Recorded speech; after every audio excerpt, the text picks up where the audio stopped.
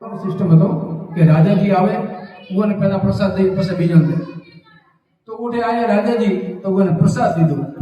તો કામ કેવું એક સફેદ બાલ આવ્યો છે ને રાજાજી કીધું પૂજારી जी बराबर पूजा नहीं करता हाँ देखो वहां बाल आयो गलत बात है पूजारी जी ने मोड़ा को निकलो कौन निकलो आ तो ठाकुर जी नो बात ठीक है तो कि ठीक है आज तो सही देवमरो है काले आवे मुद्दे को चेक करो પૂજારી જી હોશો કે મારો મોઢાઓ તો દેખાઈ ગયો પણ હવે કી કરતા છે તો જાણે થારો કોણ દો બીજે दिन आवे तो राजाजी આવી और करे जो ठाकुर जी बाल वे वो बाल में तोड़े वो देखे काम बजाय सफेद बाल में